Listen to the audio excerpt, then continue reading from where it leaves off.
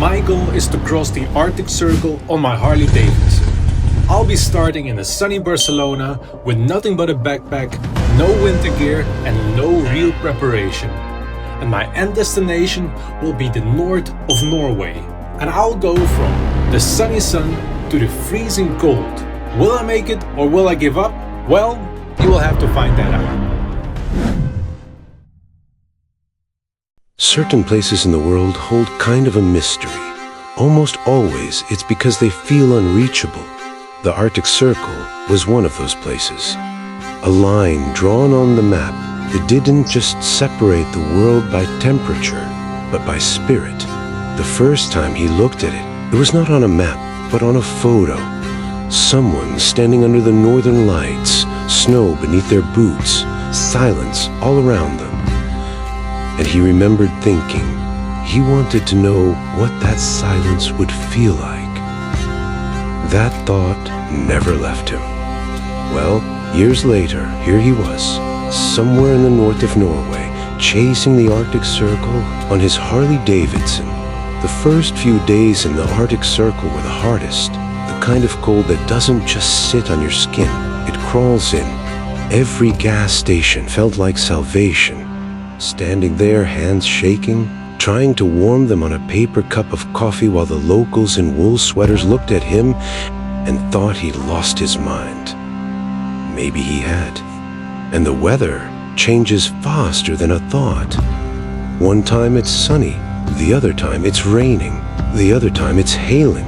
One moment it's clear and calm, and the next you're riding through rain so heavy it feels like the sky is trying to erase you. And yet, it's beautiful. Norway doesn't try to impress you. It doesn't need to. It just is. Raw, cold, silent. Like the world before noise. But the thing is, the further the north he went, the more he understood why he was doing this. Somewhere between Barcelona's heat and the northern cold, the world started to slow down. Now that he is in Tromso, and the Arctic Circle is beyond, and yet it doesn't feel like he arrived anywhere. It feels like he's peeling away layers of places, of comfort, of himself. I'm here in Tromso. It has been a very long ride. It's very interesting that the light never fades here, and it's like even at 2 at night you can see the sun already coming up, and it goes down at 12, so there's just 2 hours of darkness and the rest is daylight. I knew I had to come to the north. I didn't know why, but now that I'm here I understand. The time has come. The time has come indeed. He knows what he needs to do now. He got a message from above. And now it's time to take this message back to Barcelona. A long ride awaits, but first he will stop in the city of Stockholm and explore the beautiful streets and majestic scenery.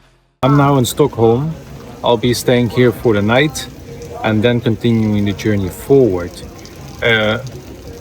What is impressive to me that it's August and it's still a little bit fresh.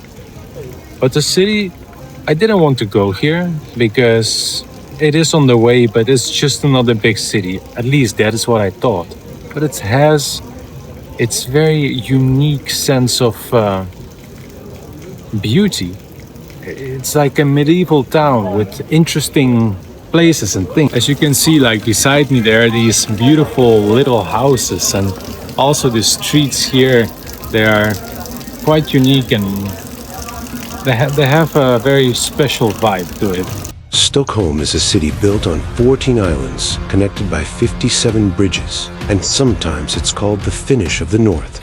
Here I am at Skansen, and this is a representation of how the Swedish people were living before the Industrial Revolution. Here we are at the local farm where you can even see the chickens roaming free. This is how people lived in Sweden before the Industrial Revolution. As you can see, it's slow life, not as we have right now. No phones, no GPS, no social media. Everything was built with their own hands. No machines, and everything was artisanal. The villages had their own bakery, their own pottery, and their own smiths who were building and constructing and baking things. Here you can see the glass blowers in action. No machines, no big mass production. These pieces had to be made one by one. And as he went around this village, he saw many different things. How they used to live before, and how different it was. People back then actually knew their neighbors, and cities were not as big as they are right now. This representation of the old world can feel nostalgic. In this museum of Skansen, you could also see the wildlife, from the farms to the general wildlife in the whole of Norway. Peacocks, squirrels, roaming around freely in this park, sea lions, bears, owls, and all sorts of other animals. Also, you could see these goats and this little baby goat just playing around with his brother. This is the famous house where a witch lived, and at night it could walk. After his trip to Wisconsin, it was time to head back to the road and continue this journey further south.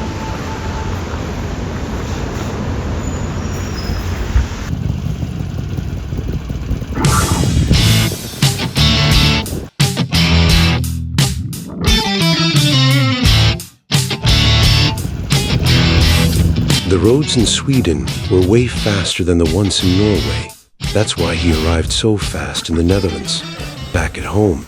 And it was time to prepare a breakfast, a healthy breakfast, of course. To stay fit, lean, and have a mental clarity, you must eat like it. A breakfast doesn't need to be so elaborated. It can just be simple eggs, tomato, cheese, and that is it. A delicious, nutritious breakfast.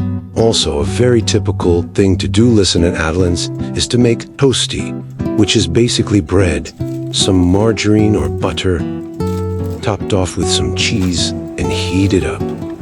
Delicious combination, and it makes for a perfect breakfast. There's just no better way to start a day like this than with a nice cup of coffee. The further south he went, the less layers he needed.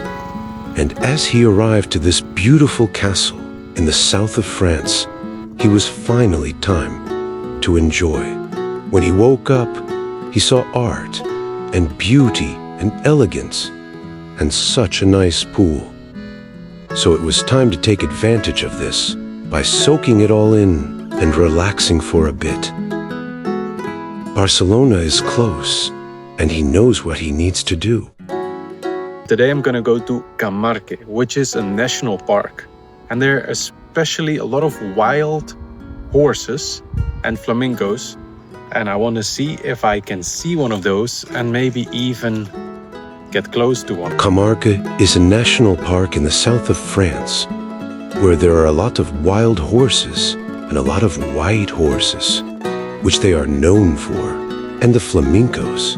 And so it was time to go there, the final stretch before going to Barcelona. And to take advantage of this opportunity, he decided to even ride one of these beautiful, majestic horses. As he knew what he needed to do, the time has come to reveal who he actually is. As this journey comes to an end, the next will start. And here behind me you see horses. This might give you a hint to what it's about to come.